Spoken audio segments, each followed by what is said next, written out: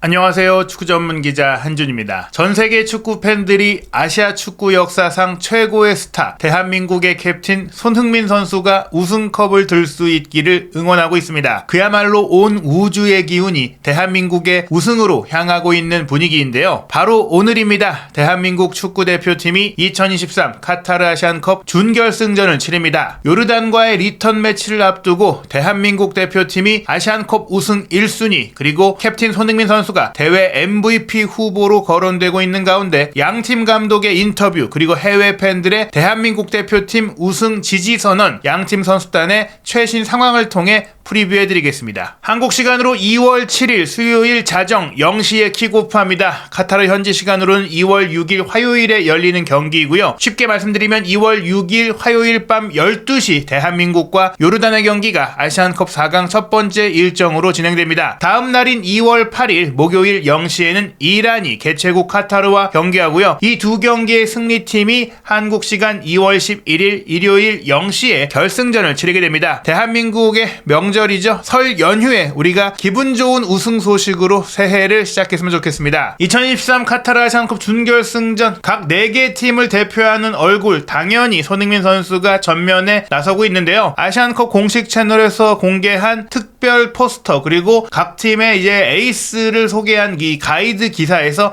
손흥민 선수는 빠짐없이 등장하고 있습니다. 사실 이란 같은 경우에는 타레미 선수도 언급이 되고 아즈문 선수라든지 자한 바크시라든지 주장과 에이스와 골잡이와 많은 선수들이 좀 언급이 되고 있고, 또 카타르 같은 경우도 주장인 알 하이도스 그리고 굉장히 많은 골을 넣고 있는 카타르의 살라로 불리는 아피프 등이 언급이 되고 있고, 또 요르단에서는 알 타마리 선수가 가장 큰 주목을 받고 있는데요. 이 모든 선수들 중에서도 최고의 스타성과 최고의 퀄리티와 최고의 인기를 자랑하는 선수는 손흥민 선수라고 할 수 있습니다. 실제로 아시안컵 공식 채널에서 손흥민 선수의 등번호 7번에 황금빛 그래픽을 처리한 손흥민 선수의 골 셀러브레이션 사진과 함께 넘버 7 소니, 그가 대한민국을 2023 아시안컵 우승으로 이끌 수 있을까라는 게시물을 올렸는데요. 이 게시물에도 많은 해외 팬들의 댓글 그리고 특히 손흥민 선수와 대한민국의 우승을 응원하고 지지하는 반응들이 있었습니다. 이번 대회 호주와의 경기, 손흥민 선수가 후반 추가 시간 막판에 정말 무쌍을 찍었죠. 혼자 4명의 호주 선수를 제치고 들어가면서 결정적인 페널티킥 동점골 상황을 이끌어냈던 장면을 통해서 흔히 말하는 축신짜리라고 하죠. 축구의 신 같은 모습, 수많은 선수들을 혼자 상대하는 모습을 연출하면서 이 사진이 세계적으로도 화제가 되고 있는데, 이 사진을 올린 한 팬이 의심의 여지가 없다, 그가 바로 적임자다, 그가 주인공이다, He is him, 이런 표현을 통해서 손흥민 선수가 이번 아시안컵의 주인공이 될 것이다 라는 반응이 있었고요. 또 사실은 이번 경기 한국 대표팀이 아랍을 대표해서 4강에 오른 요르단과 경기를 함에도 불구하고 아랍 지역 팬들까지도 손흥민 선수를 응원하는 모습들을 볼 수 있습니다. 손흥민은 원더풀 휴먼비잉, 대단한 위대한 사람이기 때문에 그가 우승컵을 드는 모습을 보고 싶다라는 반응을 아다르시라는 분이 남겼고요. 또 다른 서아시아 지역 축구 팬도 넘버 7 손흥민 선수는 어떤 것이든 해낼 수 있다, can do anything이라면서 응원하는 반응을 남겼습니다. 또 러시아랑 중앙아시아 지역의 팬인 것 같은데 블라디미르 로살레스라는 팬은 1000% 예스라면서 손흥민 선수의 우승을 1000% 확신한다라고 얘기했고요. 또 다른 반응으로는 사실 우리가 이렇게 기대도 하고 있고 조금 설레발이 될 수도 있잖아요. 4강에서 요르단이 사실은 이길 가능성도 완전히 배제할 수가 없고, 또 결승에 올라갔을 때도 아쉽게 우승을 놓칠 가능성도 결코 배제할 수 없는 것이 축구입니다. 그렇기 때문에 그런 상황이 펼쳐진다고 하더라도 한국의 승리 여부와 관계없이 손흥민 선수가 아시아 축구 역사상 최고의 선수라는 점은 변함이 없을 것이다 라고 마음의 부담 내려놔라, 꼭 아시안컵 우승을 해야만 손흥민 선수가 자신의 퀄리티와 클래스를 증명하는 것은 아니다 라는 반응까지 있었는데요. 그래도 결국에는 우승이야말로 방점을 찍을 수 있는 마지막 퍼즐이라고 할 수 있고, 리오넬 메시 역시 그렇기 때문에 월드컵 우승을 위해 정말 모든 것을 쏟았다고 할 수 있기 때문에 이번 대회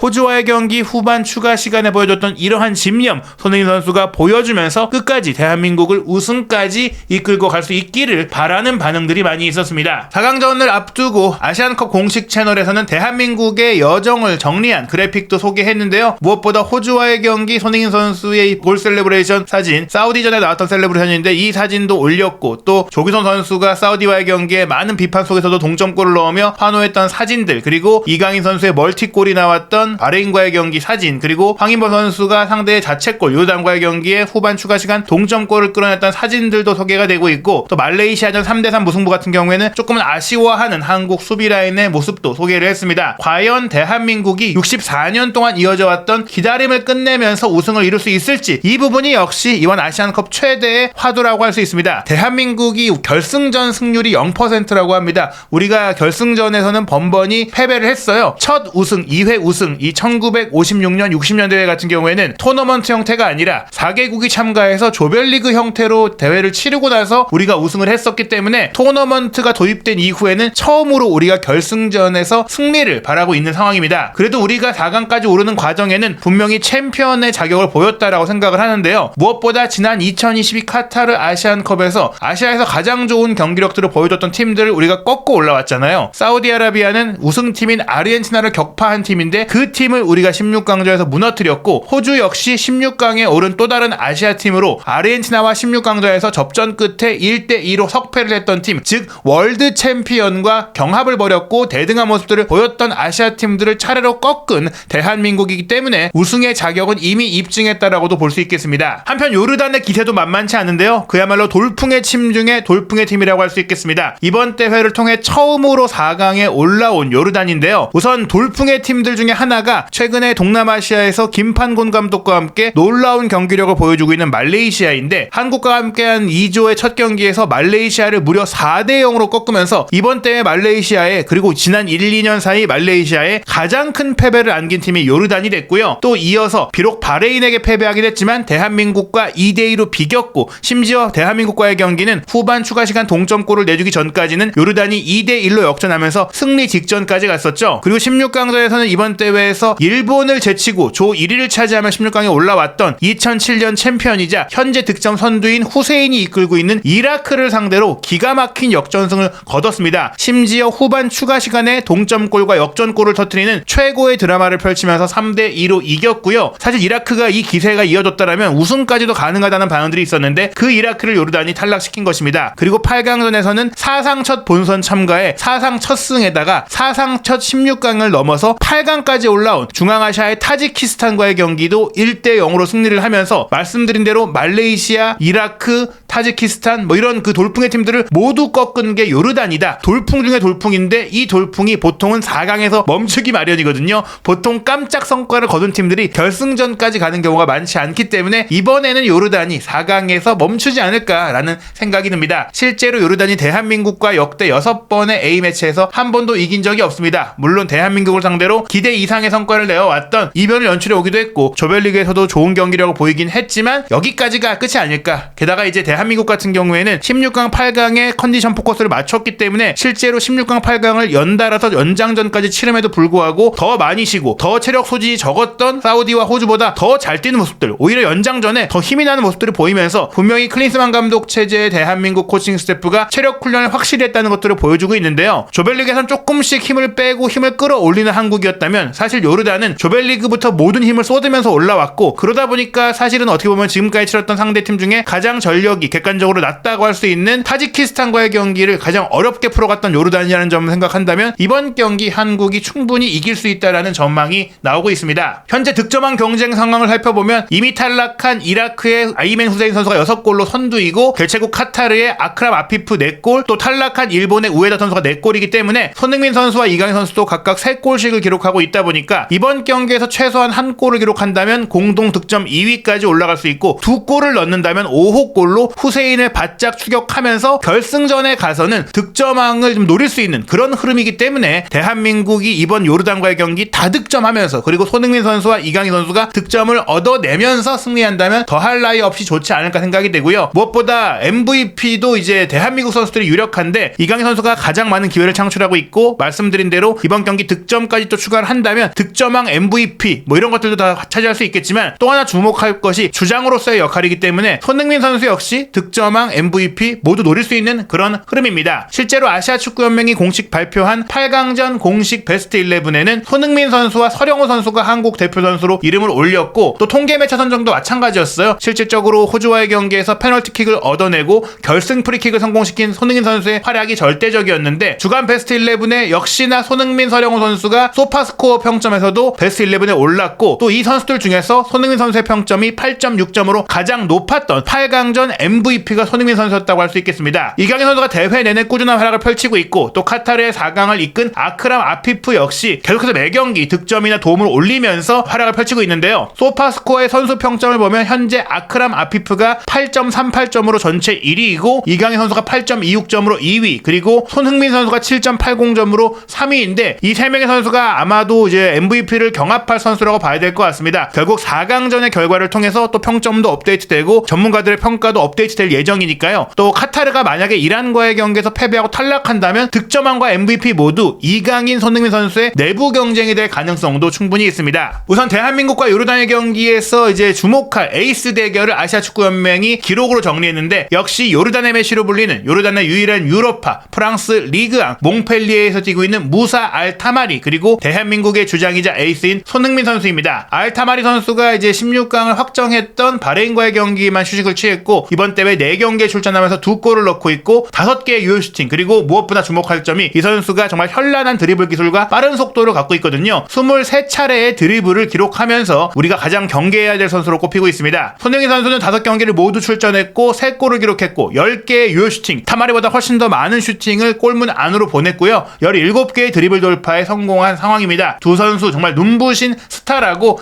AFC가 주목을 했는데요. 다만 우리 같은 경우에는 손흥민 선수뿐 아니라 이강인 선수 역시 날카로운 왼발을 통한 키플레이어로 꼽히고 있는데 요르단 같은 경우에는 거의 알타마리의 모든 것들을 의존하고 있어요. 아시안컵 공식 계정에서 4강전 키플레이어 열세가 될 선수로서 주요 활약상을 소개한 선수가 요르단에서는 또 한 번 알타마리인데 대한민국에서는 이강인 선수의 왼발 슈팅 득점 장면들을 보여줬죠. 왼발 대결도 요르단은 알타마리밖에 없다라는 것이고요. 다만 이제 중원 대결에서 또 하나 주목할 점이 요르단의 주장인 하다드 그리고 대한민국 중원의 리더인 황인범 선수가 언급이 됐는데 하다드 선수는 사실 오른쪽 윙백이긴 하지만 3백을 쓰고 있는 요르단이기 때문에 미드필더로 분류되고 있거든요. 또 한국과의 경기를 앞두고 이 에샨 하다드 선수가 30살 생일을 맞이했기 때문에 개인적으로도 남다른 동기부여가 있을 것이다 라고 주목하고 있습니다. 황인범 선수 같은 경우에는 호주와의 경기에서 선제골을 내주는 과정에 패스 미스를 본인이 크게 자책하기도 했고 경기를 마치고 나서 내 실수를 만회하기 위해 뛰어준 동료 선수들에게 고맙다라는 이야기를 했는데요. 황인범 선수가 개인적으로 큰 동기부여를 갖고 있는 것도 사실이고 요르단과의 경기를 앞두고 한국의 선수 대표로 공식 기자회견에 참가를 했는데 대회 역사상 8골을 실점한 우승팀이 없었다라는 외신 기자의 지적에 역사는 새롭게 쓰라고 있는 것이다. 우리가 8골을 내줬다고 해서 우승을 못한다는 말을 하고 싶다면 그렇지 않다는 사실을 보여주겠다라는 당찬 출사표를 말하기도 했습니다. 실점을 많이 하기도 했지만 우리가 그럼에도 여기까지 올라온 것, 그럼에도 지지 않고 있는 것은 그만큼 득점도 더 많이 했다는 게 긍정적인 부분이라고 했고요. 수비에 대한 우려, 특히 김민재 선수가 요르단과의 경기에 경고 누적 징계로 뛸 수 없지만 우리 수비가 흔들리거나 안 좋아질 거라고는 절대 생각하지 않는다. 뒤에서 준비하고 있는 다른 선수들도 우리 대표팀에 얼마나 좋은 선수들인지 잘 알고 있고 믿고 있다. 누가 나가든 자기의 모습을 보여줄 수 있을 것이다 라고 이야기했습니다. 우리가 실점을 많이 했지만 마지막에 웃을 수 있는 팀이라는 것을 보여주겠다라면서 역시 축구는 골을 더 많이 넣는 팀이 이기는 것이다. 크리스만 감독도 요르단보다 한 골 더 넣겠다라고 말하면서 무실점 승리가 아닌 다득점 승리를 하겠다라고 이야기했습니다. 이번 대회를 통해 너무나 많은 것을 배우고 있다. 무엇보다 개인 스포츠가 아니라 팀 스포츠를 하길 잘했다는 말을 하면서 이번 대회를 치르면서 팀이 하나로 끈끈해지고 있고 동료들끼리 뭉치고 있는 것들이 너무나 행복하다, 너무나 즐겁다. 이번 대회 소중한 추억을 멋진 드라마로 장식할 수 있도록 더 희생하고 헌신하겠다라는 말을 통해서 우승에 대한 각오를 말했습니다. 한편 모로코 출신으로 이번 대회 요르단의 돌풍을 이끌고 있는 후세인 아무타 감독의 기자회견에서 사실 전술적인 부분을 굉장히 강조했어요. 크리스만 감독이 선수의 장점을 끌어내는 인물이라면 아무타 감독은 개별 선수들의 열세가 있지만 그 열세를 전술로 극복하겠다면서 자신의 능력을 보여주겠다고 이야기했는데요. 주요 코멘트 소개해드리겠습니다. 먼저 경기 각오를 묻자 어려운 경기가 될 것이다. 우리 팀과 선수들 모두 결승에 진출할 준비가 됐다라는 말로 어렵지만 이겨낼 수 있다는 자신감을 표했고요. 한국이 토너먼트를 거치면서 점점 더 강해지고 있다라는 질문에 대해서는 한국의 잠재력은 엄청나다. 정신적으로 좋아졌고 기술적으로나 전술적으로 준비된 팀이다라고 경기했습니다. 특히 조별리그 때와는 다른 경기가 펼쳐질 것이라고 했는데요. 한국은 공을 소유하고 패스하고 빠르게 전환하면서 경기를 지배하는 팀이다. 우리는 팀 내부적으로 다른 이슈, 정치적인 문제도 있고 또 지금 뭐 징계로 떠난 선수도 수도 있는데 극복하고자 노력할 것이라는 말로 우리의 팀 상황도 좋지 않다라고 얘기를 했습니다. 다만 전술적인 준비와 헌신, 뭉치는 플레이로 막아야겠다고 했는데요. 우리가 원하는 경기력을 보여줄 수 있길 바란다. 특히 마지막 순간 경기 막판에 보여주고 싶다고 했습니다. 한국이 경기 막판에 강한 모습들을 보여왔던 것들을 경계하는 발언인데요. 한국은 조별리그 경기와 사우디전, 호주전에서 몇몇 실수를 했고 그 부분을 공략하겠다고 하면서 한국의 수비 실수를 잘 분석했다라고 했습니다. 마지막에 큰 기회가 올 수 있으니 집중하겠다, 열심히 싸우겠다, 준비돼 있다라는 말로 골을 넣을 수 있다라고 했는데요. 이번 경기를 앞두고 요르단의 가장 큰 문제가 타지키스탄과의 8강전 막판에 부상을 입었던 에이스 무사 알타마리의 몸 상태인데 이 선수가 마지막 공개 훈련에서 모습을 드러내지 않았거든요. 하지만 실내 훈련을 따로 했다라고 합니다. 선수를 보호하기 위해 팀 훈련을 하지 않은 것이고 일반적인 일이라고 하면서 인샬라라고 말했어요. 신의 뜻대로 될 것이다. 한국과의 경기에는 타마리가 준비되어 있길 바란다. 그는 우리의 키플레이어이다. 그리고 뛰고 싶은 의지도 강하다. 모두의 노력이 필요하다는 말로 알타마리의 출전을 예고했습니다. 한국이 16강과 8강 연속으로 연장전을 치렀지만 한국의 실력을 모두가 알고 있다. 물론 90분을 뛰는 것이 120분을 뛰는 것보다는 체력적으로 낫지만 그런 사실이 가끔은 아무런 의미가 없을 때도 있다. 선수들의 열정 그리고 충분한 휴식 시간이 있기 때문에 대한민국이 체력과 정신 모두 회복했을 것이다. 무엇보다 대한민국은 아시아에서 가장 프로페셔널한 프로 정신이 투철한 팀이라고 하면서 전혀 영향이 없을 것이다 라고 이야기했습니다. 4강에 오른 이제 4개 팀 중에 동아시아 팀은 한국이 유일하고 또 아랍 팀이 2개라고 했는데 이란은 페르시아 팀이다 보니까 아랍 지역에서는 아랍 팀으로 지금 생각하지 않고 있거든요. 그 2개의 아랍 팀 카타르와 요르단이 이제 됐다라는 점에 있어서 아무타 감독이 기쁘다, 자랑스럽다라고 했는데요. 물론 아랍을 대표해서 결승에 가야 하는 것들이 압박감이 될 수 있지만 그 압박감을 이기고 올라갈 수 있도록 잘 훈련했고 준비했다라고 했습니다. 이번 대회가 지난 카타르 월드컵 때처럼 추가 시간이 길어지다 보니까 침대 축구, 중동 특유의 시간 끌기가 사라졌잖아요. 도입 이유가 명확하다. 이기고 있는 팀에게 부담이 될 수 있지만 그것을 준비해야 한다. 선수들을 멘탈적으로나 피지컬적으로 준비시켜야 한다. 전사로 만들어야 한다라고 말했습니다. 선수들의 변화가 필요한 상황에 대해서 이미 이제 언급이 됐다. 남아있는 선수들로 포메이션을 짜겠다라고 했는데요. 공격수인 알 올완 선수가 이번 경기 경고 누적으로 요르단도 뛸 수 없고 또 몇몇 선수가 부상도 있다고 합니다. 최정예 멤버가 아니지만 잘 준비할 수 있다라고 했고요. 미팅에서 이야기했듯이 피지컬적으로 멘탈적으로 준비되어 있다. 한국 선수들에 비해 우리가 기술적으로 떨어지는 면도 있지만 전술로 커버할 수 있다. 전술로 극복하겠다라고 이야기했습니다. 한편 크리스만 감독은 먼저 나왔던 질문, 결승전에 올라간다면 이란과 카타르 중 누구와 만나고 싶은가라는 질문에 대해서 결승전 생각은 없다. 내일 생각만 하겠다. 요르단전을 잘 치러야 한다고 신중한 반응을 보였습니다. 지금까지 가진 어떤 인터뷰보다 진지한 모습을 보인 크리스만 감독인데요. 4강 대진 확정 후에 한국이 우승 후보 1순위로 꼽힌다라는 질문에 대해서도 기대감과 압박감은 어떤 팀이든 대회를 치르면서 분위기에 따라 바뀌는데 우리의 분위기가 좋아지고 있다는 걸 의미하는 것 같다라고 만족해했습니다. 다만 카타르 월드컵 때 아르헨티나가 사우디전 패배 그리고 이 멕시코와의 경기를 앞두고 큰 긴장을 했었는데 그 경기를 이기지 못했다면 조별리그에서 탈락할 수 있었다. 우리 역시 그런 압박감도 있었지만 이제는 기대감도 있고 자신감도 생겼다. 여기까지 오면서 많은 드라마가 생겼고 팀적으로 긍정적인 요소를 얻었기 때문에 그러한 긍정적인 요소 무엇보다 자신감으로 경기를 치르겠다고 했습니다. 크리스만 감독은 경기에 있어서 전술과 이제 디테일 세부 전술보다는 정신력과 체력과 자신감 선수들의 분위기가 중요하다고 했어요. 본인이 그런 분위기를 통해 전술을 타지 않던 선수였기 때문에 이런 철학이 생긴 것 같은데 결국에 대회에서 중요한 건 정신력과 멘탈 체력이다라고 하면서 체력과 정신력만 있다면 충분히 이제 해낼 수 있다. 대회 초반에 잡히지 않던 분위기가 이젠 자신감이 됐고 원동력이 됐다. 마라톤의 끝이 보인다. 1등으로 통과하는 게 목표다라면서